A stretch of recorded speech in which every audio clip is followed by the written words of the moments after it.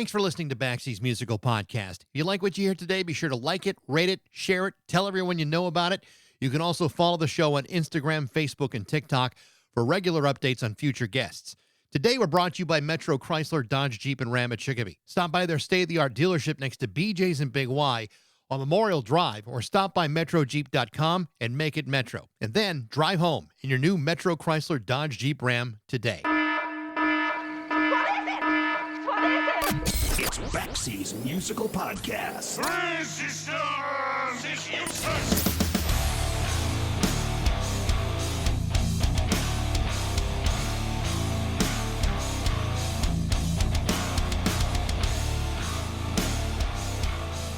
So here's something to chew on. There are currently 8.2 billion people in the world. But for most Americans, unless your music comes from the United States, the UK, or perhaps even Australia, then we are very likely to believe that it must not be very good. The problem with that sort of thing is that it completely discounts the music that's being made or enjoyed by the other 7.7 billion people on the planet. In other words, there is tremendous music being made all over the world by insanely talented people of every possible culture imaginable. And they've been making that music forever.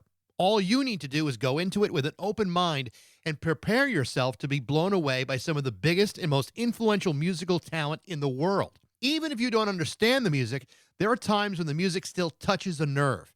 It's part of the universal language of music. But again, it requires you to be a willing participant. And if you can get there, then there's a possibility that you could be moved by music in places that you might never have expected. And among those that fit that description is my guest today, Azam Ali. For the last several decades, Azam Ali has been sharing the gift of her incredible voice in films such as The Matrix Revolutions, The Fight Club, Call of Duty, Prison Break, and dozens of others. She's enjoyed collaborations with people like Serj Tankian from System of a Down, Micky Hart from The Grateful Dead, Peter Murphy from Bauhaus, and literally dozens of others. Whether through her internationally recognized collaborations in musical projects such as Vaz or Niad, or through her solo albums, Azam Ali is one of the most prolific and versatile singers in the world. In fact, it's very likely you've heard her voice, but might not have realized who it belonged to. Her story is simply incredible. Originally born as a citizen of Iran, at the age of 4, she and her mother fled to India just before the Iranian Revolution in 1979. She was raised in India until the age of 15, where she and her mother relocated to Los Angeles. It was here where she discovered her passion for music, and specifically discovering the gift of her amazing voice by accident. Her story is one of incredible courage, a story about trauma, of uprooting everything in your entire life to avoid hardship and oppression. It's a story of overcoming isolation, fear, and prejudice, and having music become your most powerful and reliable weapon. Azam Ali is an artist who is respected around the world. She's a woman whose voice is simply unforgettable, and that will be especially true in her latest album, Synesthesia, which is set to be released on November 14th. It's absolutely stunning. To talk about all of that is my guest today, the amazing Azam Ali, on Baxie's Musical Podcast.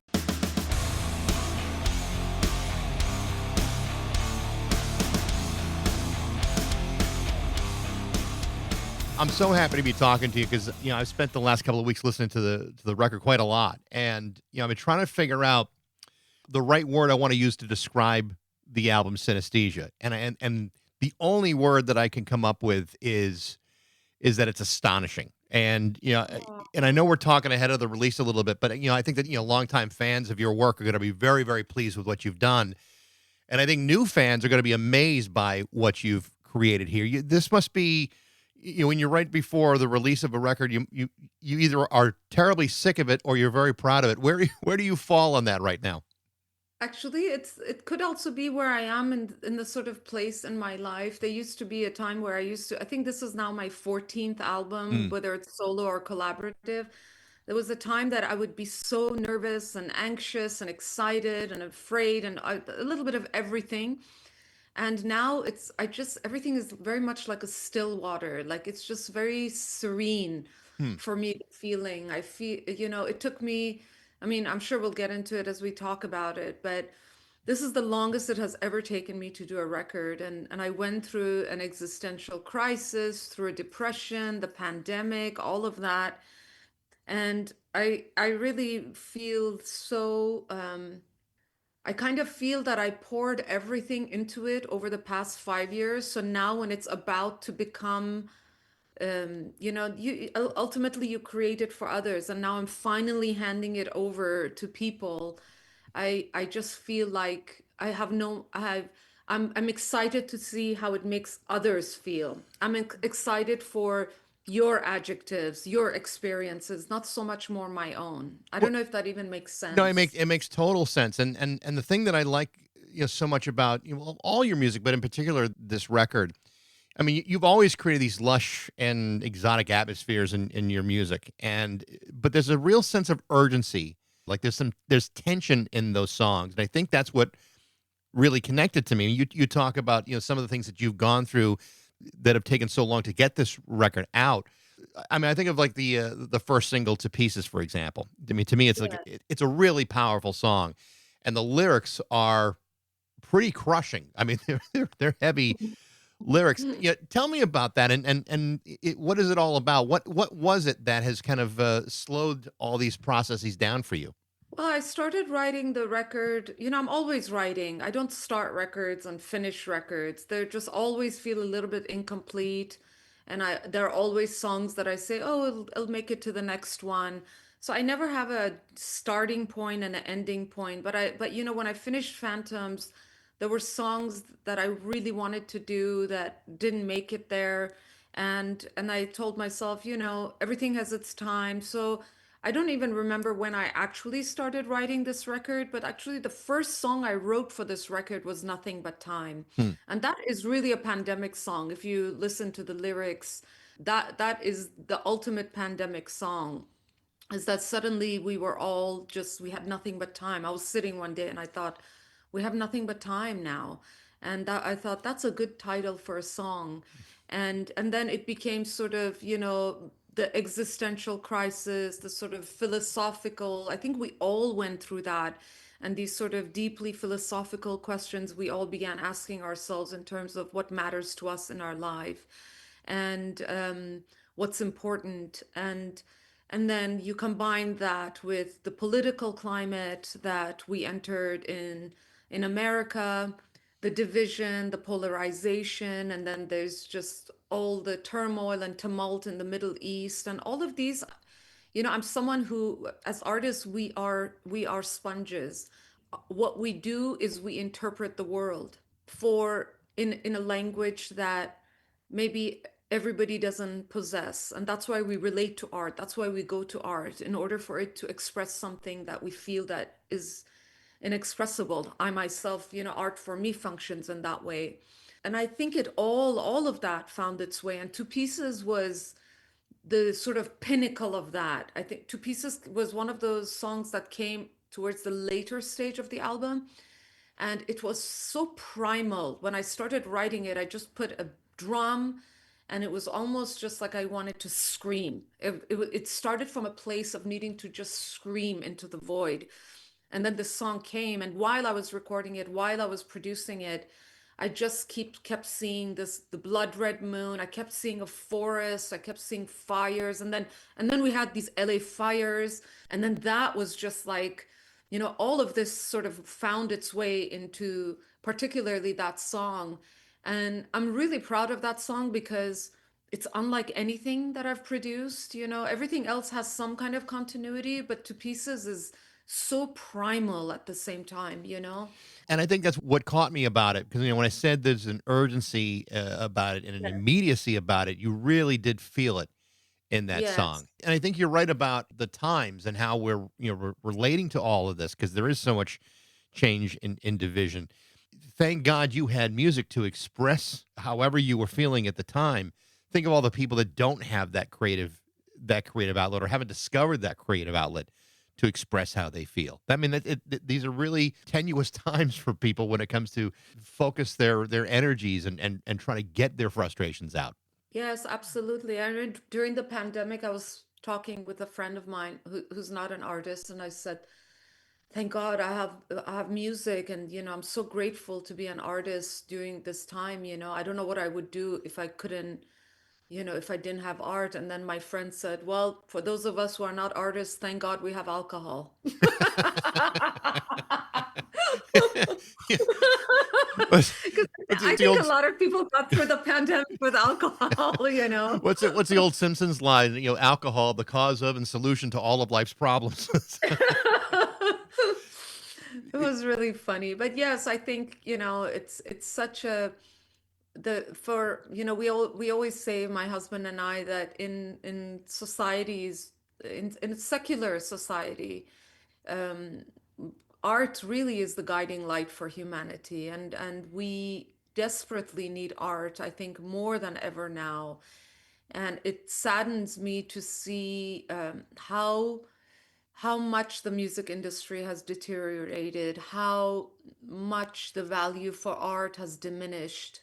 And I feel like we are perhaps maybe there's like a handful of artists I can think of that I know of. I'm sure there are many, many out there, but it's kind of like, it's the last stronghold of those of us who are still sort of almost trying to hold on to, the ancient ways.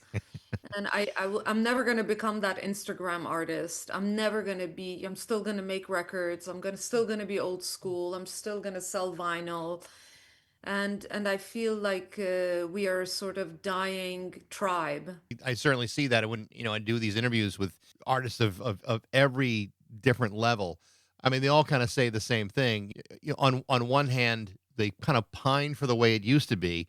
These are pretty lean times for artists of all kinds, music, publishing, you name it. I mean, visual arts, it's all very difficult times. Yeah, I mean, not to paint please, I have to clarify that it wasn't this rosy fairy tale during my time. I came in on the cusp, in the 90s. My first record deal I got in the 90s. And, I came in on that cusp before the collapse of the music industry. And I built a lot of my core fan base then.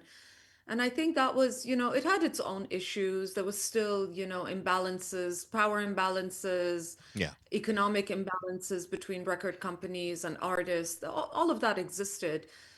However, we had radio, we had music critics, I had to this day, I have such a reverence for music critics. And I feel there's this sacred sort of bond and relationship between artists and serious music critics.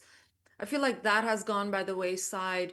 And then also, I think the biggest issue I have with platforms like Spotify and things like that is that the market is just so saturated with music, and majority of it is just like it's mediocrity has become the standard now.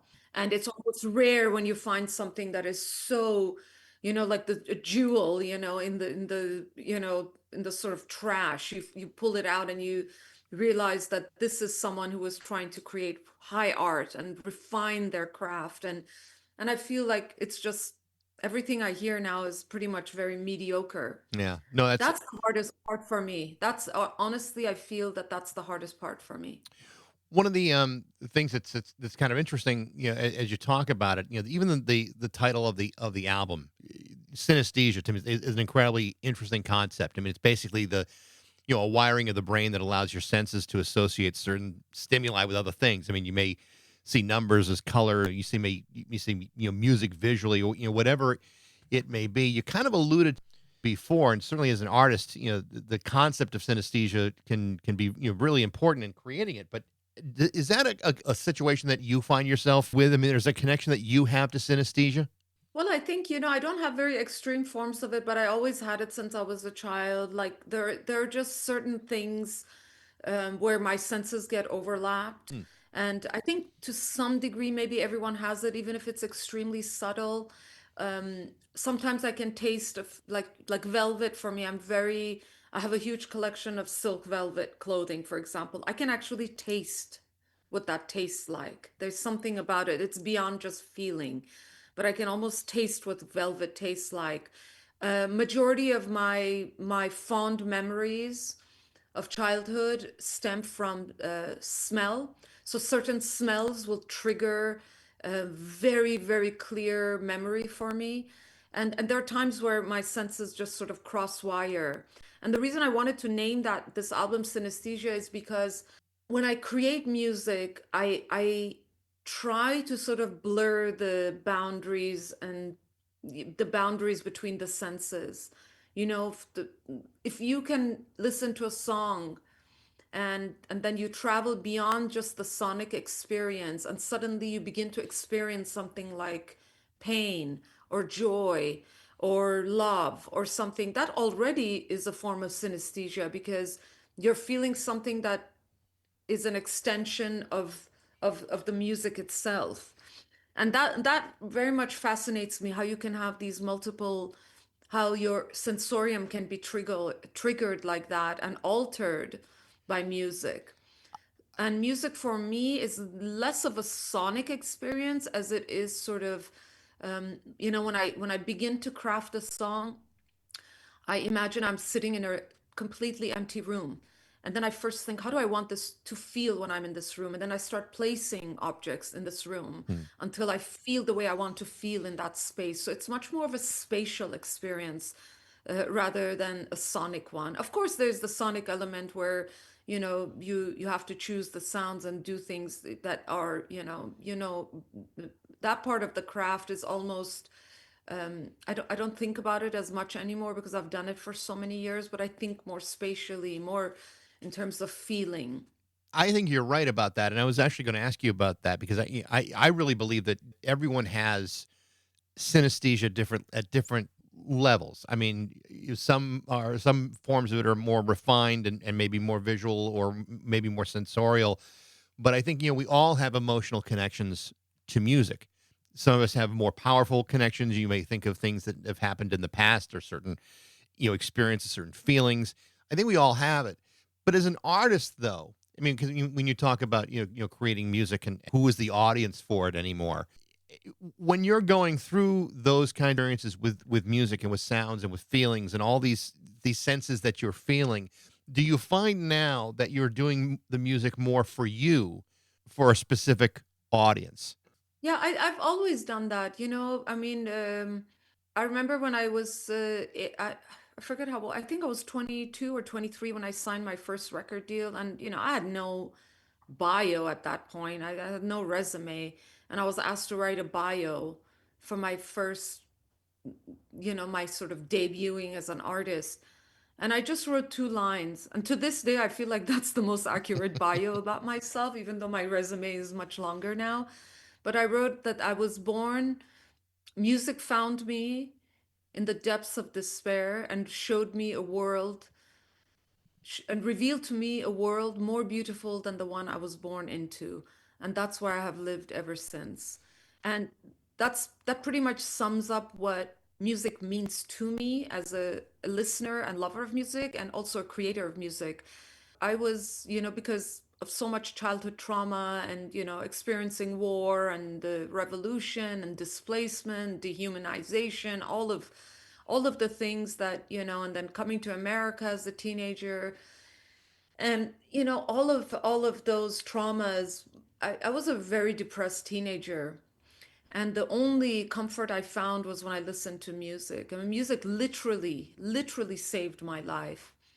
And knowing the power of music in the way that it affected me personally, music became the first place I went to heal my own trauma. Hmm. And in that process of healing myself, I discovered that because I was being so sincere and honest in my work, it was resonating with other people despite their having completely different life circumstances than me, cultural experiences, that somehow it was transcending all those boundaries that we create as human beings. And it was really resonating from one soul to another.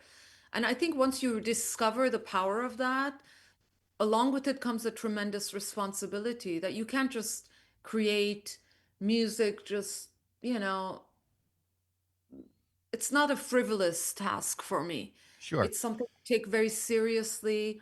And from the first day that I began creating music, it was always about mining even deeper and deeper and deeper as much as that I could go. And I hope when people, it's hard for me to judge because it's impossible to really judge yourself. But I just hope for people who have followed me throughout the years, what they see through this trajectory is that I did go deeper and deeper with each release, with each body of work.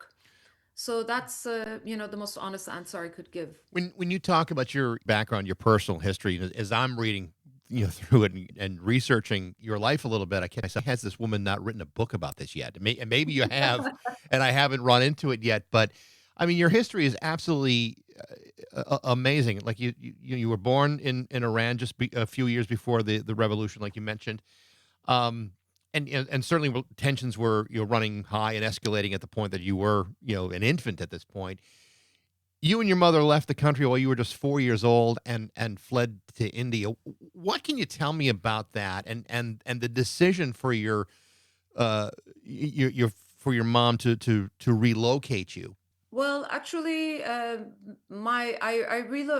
actually was sent alone because I came from a religiously diverse family. My father's side were Muslims, my mother's side were Baha'is, and during that time, the Baha'is were very much persecuted in Iran. So when my parents got divorced, there was a fear that my mother would not be able to keep me because women didn't have that much rights.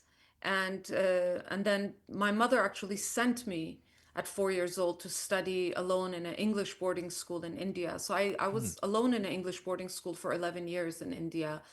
And then my mother joined me when I was 13 years old. She came there and lived for a couple of years before we applied for political asylum and we came to the US as refugees.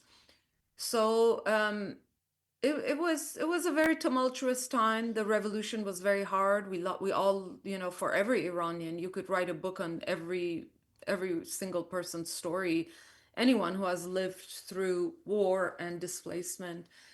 And for me personally, I feel very grateful that I grew up in the school that I grew up in because I received a wonderful education. Um, I My school was located in a gorgeous hill station, so it was very serene. The environment was very serene, and I had a lot of exposure to art, to music, to dance. That all was wonderful. But there's the trauma of growing up as an orphan and Sure. far from your homeland. So it's kind of this is woven into the fabric of my being. And then coming to America, and when I came to America it was really hard because there was the hostage crisis, and as far back as I can remember, Iran never had a good rap in the media in America. I think it's just that part has always been a struggle. So then dealing with discrimination, dehumanization, all of that, and then trying to find my own voice as an artist, all of that. I feel like my entire life has been one act of resistance and survival after another. All these situations are happening at like pivotal times in your life. I mean, you're leaving Iran at 4 years old. I mean, you are then barely out of being a toddler at that point, and then by the Yes, time you leave India, you're a teenager. It was like one of the most difficult yes, times in any kid's life. You're going through yes, all of that at a time where you're now a political refugee. I mean, I can't even imagine, and especially at the time that we're talking about, because you're absolutely right. I mean, there was so much misunderstanding about the issues of the Middle East, particularly of Iran and the tensions between the U.S. and the hostages and everything else that happened. I can't imagine what that must have been like for a 13, 14-year-old girl to be facing in the United States. it was very difficult, but I was born a survivor, so it just I've been surviving since I was 4 years old, and I thought, okay, you don't even think about it, you just automatically go into another obstacle that I have to overcome. And I think that became also I was raised in a school in India that really emphasized the spirit of service to humanity. And this philosophy became a core part of my life mission. and my identity as well. That no matter what I did with my life, it had to serve humanity in some capacity. And when I started to make music, that really felt for me that that was going, when I saw the effect it had on others, I realized that this was going to be my greatest form of service to humanity. And I have used that platform not just in terms of, just making music and making people feel good, with my group Niaz, my world electronic group that I have with my husband, which is sort of like, our successful project, whatever that means. But majority of what we do is we tour the US, we tour universities, we hold residencies at universities and colleges, 3-4 days of residencies that end in a performance. And we inject ourselves into academia. We are invited by professors to give talks on various subjects. And I have used really my life experience to educate, to meet young people at that age when they are so receptive. I feel that that is the most important way that we can um, create change in the world and be agents of change as artists and create agents of change, is by really communicating and teaching to young people. And that became a very important mission for me, in my 30s and 40s, that, I knew that it wasn't enough just to go and make music, that I had to be able to reach people in the sort of academic environment. That is a core part of my mission and will continue to be for the rest of my life. You had mentioned that music had come to you, and I think one of the interesting things about it is, and this is really a courageous part on your part, and is that growing up in the cultures that you have experienced, whether it's India or Iran, music is not necessarily the kind of thing that is promoted for young girls to take part in. So there's a Yeah. certain level of courage to even think about music in a way of exacting change, considering the background you have. So with that in mind, with the resistance of a young girl embracing music, how did you get to the point where you say, no, this is who I am. This is what motivates me and moves me to do great things. What was it that came to you that changed everything? Well, as you said, actually a very interesting point that no one else has really picked up on, because when you grow up in an oppressive society like in Iran, the music that gets played indoors, is mostly just pop music. Maybe some folk music, but mostly pop music, because people are depressed, they are oppressed, and they want to celebrate, and rightfully so. So when they are alone at home and families get together, friends get together, they celebrate, they want to dance, they put on, pop music, and pop music has a very legitimate place in society.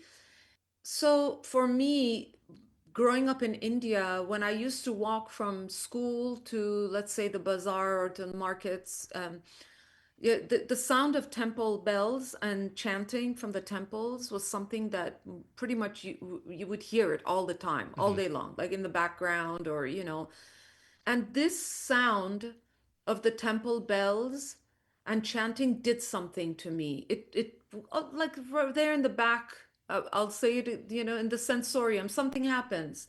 You realize that that is something more than just sound. And then, that became very much part of my internal landscape. And then when I came to the US, I listened to the radio a lot, and I was listening to KCRW, and I must have been like 17 years old, 18 years old, I don't remember. And the music of Hildegard von Bingen came up. She was a German mystic and nun from Germany, and her music came on. And the weird thing was, as soon as I heard the first 15 seconds of it, it immediately awakened that same part of me that used to hear those bells. And suddenly they Hmm. both became connected. And it was just sort of like this epiphany that that happened within me. And I think that became the catalyst for what I knew I wanted to tap into. I realized if you can listen, if music in that part of the world can make you feel like a certain way, and then here I am listening to the sacred music of a completely different culture, and it's making me feel exactly the same way, then there is a connection. and and then that became my mission. That's how I have to find this connection. I have to find my own voice that is going to be the sort of another piece of this puzzle. We are all pieces of this puzzle. So that became my goal of creating music that makes people feel that way, makes awakens something much deeper within them. And in terms of how I got there in the music industry, it was not easy because, in the beginning, I was this as a Middle Eastern woman, everybody wants to exotify you, and in the process of exotifying you, they are inevitably othering you. Hmm. And I was, sort of fitting into all the Orientalist stereotypes. Belly dancers saying they love dancing to my music, or it was sort of like, and I had to resist that every step of the way in order to earn the place that I wanted to earn. I mean, my music belongs to everyone, even the belly dancers. That's not what I'm saying. I'm saying that it just became that for a long time I was placed into that Orientalist stereotype, and resisting against that and earning my own place alongside other musicians from different genres and different cultures. That was a long process. Well, that's why I use the word courageous, because I mean, you're not just the fact that here you are, a Middle Eastern young woman, embracing music, realizing you want to make music. You're going into, I mean, you're going into an industry that really has placed a lot of women for years, for generations, in very submissive, subservient roles in music, and in a lot of other ways too, for that matter. But as you've developed over the years, it would be one thing if you were just going to perform music. You've produced music, written music, performed it, in this case of the last record, almost exclusively by yourself. It's not just that you have embraced music. I mean, you've controlled your output. That is really a profound difference between what you may have heard as a 14-year-old girl and where you are today. Absolutely. Well, thank you for saying that. I think, with Phantoms was the first album that I officially 100% from A to Z did everything on my own. And of course, I had, a few guest musicians who came in at the end and sort of just played on a few songs, just to give it a little bit of the live in music feeling. And the same goes with Synesthesia.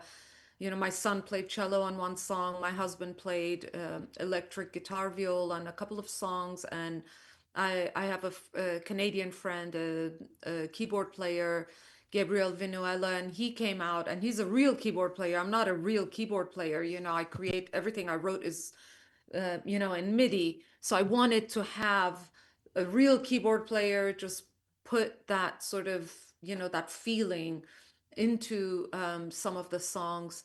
So, but being able to just write it, realize it, choose every sound on my own, all of that, it started becoming almost as important as the music I was writing.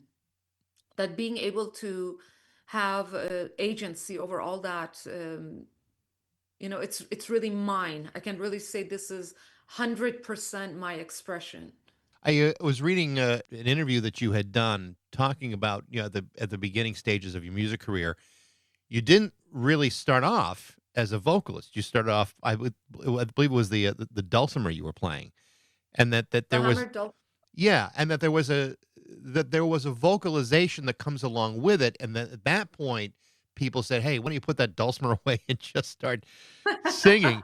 Because that really was where the talent. I'm telling you about that and how you started to develop as a vocalist. Well, as a teenager, I never wanted to be a singer. I mean, it was not that I didn't want to be, I just was never part of my, thought process or aspiration. I really wanted to be an instrumentalist. I wanted to learn how to play an instrument, and I really wanted to learn how to play a Persian instrument because I had left Iran so young, and there was, coming from India. there was a deep yearning for me to understand my own roots and where I came from. And I thought, what better way than through its music? So I started looking for music teachers who played traditional instruments, and at that time there were not that many. And then I found one of my friends, uh, his best friend we were in high school. His father was a master of the Iranian hammered dulcimer called the santur. And he said, "Oh, my father teaches that." And I thought, God, I love percussion. So I'm going to love that instrument. So I went to meet his father, and we had a great um, connection. And then I studied with him for 8 years, actually. And then during the process of studying with him, there were passages that, as you said, there were pieces of music that you would come across these certain maybe for this sake, we'll just call them passages where you had to sing and they were accompanied by poetry and you would have to sing them. So every time I used to sing them while I was playing, my teacher was the one. He said, "Have you ever thought about singing?" And I said, "Not at all." And he said, "You should really think about it because there's something in your voice that um, triggers emotion. And that's something you're born with. You cannot learn that, and you have it. So consider maybe going for some voice lessons and see if it's something you would want to do." And so I thought, oh, the hell with it. Let me just try it. I've tried everything else and I love music so much. So I took a course at Santa Monica College of beginner voice. And then by the end of the semester, I had to do a performance. Everyone had to do a solo performance in front of the class. So I did a solo performance of an aria in front of the class. And then my teacher asked me after the course finished, he asked me to stay. And he said, I think you could be a really wonderful singer, and I'm willing to give you private lessons on campus after school hours if it's something you think you would like. And I thought, yes, I would like to pursue it. And so I started taking private lessons with him. And slowly I began singing. I joined the early music choir because I loved medieval and Renaissance music. So I joined the early music choir. And then everything just kind of snowballed from then. I think once people started hearing me sing, nobody wanted to hear me play anymore. So it was just like, um, I think the path chose me, as they say. I didn't really choose the path myself. It's interesting, listening to the new record, Synesthesia, the cover songs on it, and one that really leapt out to me was "Song of the Siren," which originally was recorded by Tim Buckley and later covered by This Mortal Coil and Elizabeth Fraser, which is an artist that I think you and I both have a shared profound respect for.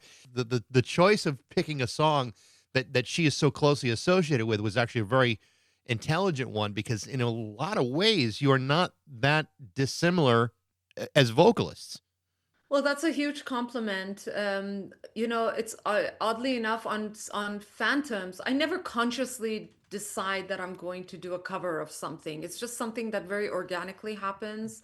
And on Phantoms, I covered "Shallow Than Halo" is actual Cocteau Twins song. Right. And then now on this one, I ended up covering, and in full disclosure, my version is completely inspired by Elizabeth Fraser's. And when I do covers, it comes actually not from a place of thinking that I can do the song more justice by performing it. It comes from a place of reverence. It's about acknowledging that this song had such an impact on me that I want to pay it tribute by giving my expression to it. And it's a way of kind of sharing with the world what that song means to me and what that song meant to me during a critical part of my life. And this Mortal Coil was that. And this version of Elizabeth Fraser's was, to this day, when I hear it, it just breaks me. It breaks me, in the best way possible that music can break you. So it really comes from a place of reverence. I am so happy to hear someone else agree with me on that one, because I had that. I bought that album when I was in college, and this is like 1984, 85, and I remember the first time I heard that song, and I think it's like the second or third song off of of that particular record, and it's the kind of performance that you just got to stop everything you're doing, and it stops you in your tracks. It's just maybe one of the best vocal performances of the 80s, maybe even beyond that. It's an absolutely brilliant interpretation of that of a really beautiful song. But she just turns it into something different. And to hear you do it, and do it so beautifully, loving that song as much as I do, I was like, wow, that is so beautifully done and so respectful of her interpretation of it. I have to applaud you. I thought it was absolutely amazing. Thank you very much. It means a lot to me, and that's very that's it's so important for me to maintain the essence of the performance that actually inspired me to perform it. You know, that maintaining that while at the same time giving it, breathing sort of new life into it, my own breath, but at the same time being able to say, you know, this is what she did for me. This is Elizabeth Fraser's voice saved me during a core Mm. period of my life, you know, and that whole, I feel like that was really my favorite era of music. All the music that came out of 4AD, Cocteau Twins, This Mortal Coil, Dead Can Dance, a lot of, you know, um, a lot of it. Even, you know, for me, I was a big Joy Division fan. All of the, I feel like that was sort of like the best era of music. And then, of course, from the electronic side, you know, I was hugely influenced by Portishead and Massive Attack. So, you know, I remember the first time I went to a Cocteau Twins concert here in Los Angeles, and I was sitting and the music, and I just looked around that room, and there were tears just flowing down so many people's faces. And I thought to myself, you know, again, it connected me to that same sound, that same feeling I had hearing sacred bells from temples, hearing the sacred music of Hildegard von Bingen. I thought, this is sacred music. This music is sacred. It's not just for entertainment. That's one of the things that I've always felt about, her voice is like there's something that is, like almost otherworldly to elicit that much emotion out of songs that may not, lyrically make much sense. They don't have to, because there's so much emotion being poured out of those performances by her. It's I mean, and I agree with you. I thought that the 4AD years were really interesting stuff. And I know, like, for example, like Peter Murphy from Bauhaus, they started off on 4AD, and I know you've done some collaborations with Yes. him. Tell me a little about working with a guy like that. He's a very interesting individual. But what can you tell me about that experience? Well, I put sort of Peter Murphy, and you know, there's other people, you know, I haven't worked with David Sylvian, but I know David Sylvian, and over the years we've, you know, we have a nice sort of relationship in terms of writing, you know, writing emails, and I feel that that generation of musicians, Peter Murphy, David Sylvian, it's a very unique generation of musicians. They are true artists. I worked on a song with Peter, and I remember we never completely finished it. He was here in LA. He came over for dinner to my house one night, and he asked me what I was working on. And I was working on Phantoms at that time. Mm. So I played him a few songs, and then during one of the songs, he stopped me and he said, I want to sing on this song. And I thought, okay, but the song was kind of already done. And I thought, well, I can always like change it, you know, if it works out. So he said, I'll be here tomorrow in the morning and I want to work on it. So the next morning he came over, and then we sat in the studio, and he said, can you write me the lyrics? What are your lyrics? So I wrote my lyrics and I gave it to him, and he said, okay, I need to be alone for 20 minutes. And he went and he sat outside on the patio, and he literally came back in 20 minutes and had written the most brilliant lyrics in that amount of time. And I just thought, and I have that paper with what he wrote, and I just looked at it and thought, how is this possible? It took me hours to write my lyrics. How did he just write what he wrote in 20 minutes? And then he said, okay, I know what I want to do.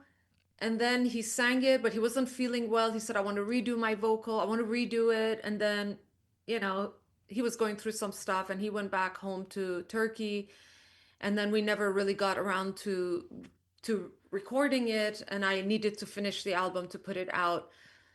But that process showed me that, you know what, the musicians of that time, they're a different breed. They don't make artists like that anymore, you No, know? they don't. And that's sort of the way he just like dove in, and the way he just completely surrendered to the moment of creation. And he was not going to come out, defeated. He knew he was going to come out with something magical. And I just feel that there's something very special about the musicians of his generation. Yeah. So what do you think the chances are that you'll be able to pull a David Sylvian out of his retirement? I've asked him over the years. Actually, he's not really retired. He once said something so beautiful and heartbreaking to me. He said, "I don't think the music I want to make is what people want to hear anymore." And David is I mean, I always tell him, "You're not a musician, you're a poet." He really is a poet. He's one of those ancient minstrels, that the man is just walking poetry. He just can put two words together and they're like poetic words. I don't think he's retired. But I did ask him once a long time ago to perform on something with me, and there were complications with sort of maybe a record company still having certain rights to what he does. So I don't really know if he's even completely free as an artist to do what he wants to do, or I really don't know, and I don't ask. But I think David, it would be a dream of mine if I ever did something with David. Well, He knows that. I would hope that if it ever happened, that I'm among the first 5,000, 50,000 people to know about it, because I would be blown away by it. Also a big fan of his as well. Hey, I may do a cover song of his. You never know. That would be great. That would be wonderful. I would love to do it. That's the closest I could come, maybe. Actually, I just sent him this record 2 nights ago. I sent it to him, so I'm waiting to see how, what he thinks of it. But for me, he is one of the greatest living artists right now.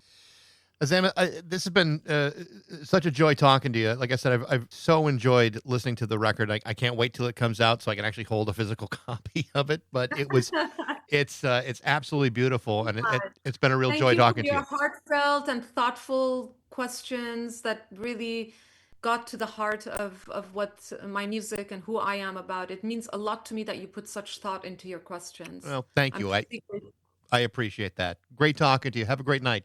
Likewise, you too. Bye-bye, my dear. Bye-bye now.